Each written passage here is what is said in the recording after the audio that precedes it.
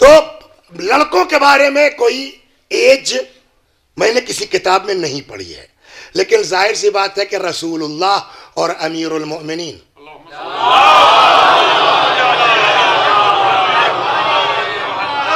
ان کی ذوات مقدسہ سب کے لیے آئیڈیل ہے کہ نہیں ہے؟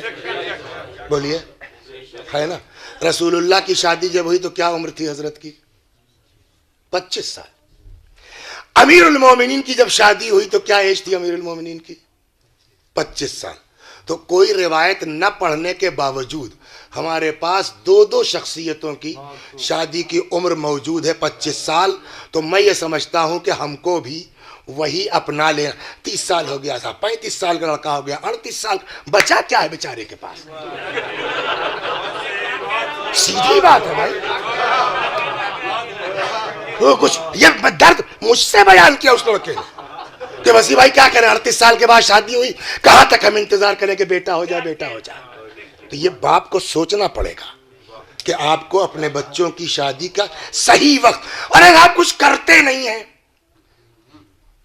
من ترک التزویج مخافت العیلہ فقد اساء باللہ الظن، جس نے شادی صرف روزی کے خوف میں نہیں کی اس نے اللہ سے بدگمانی کی ہے۔ روزی کا وعدہ اس نے کیا ہے، صلوات، روزی کا وعدہ اس نے کیا ہے۔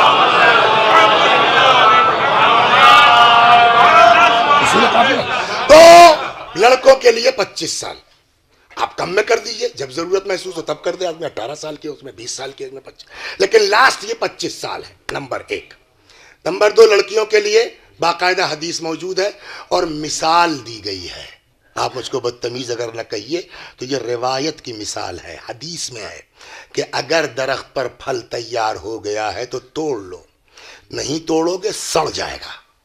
یہ مثال دی گئی ہے شادی کے سلسلے میں، صلوات بر محمد۔ اس سے تو یہ ایک بات ہو گئی کب کریں،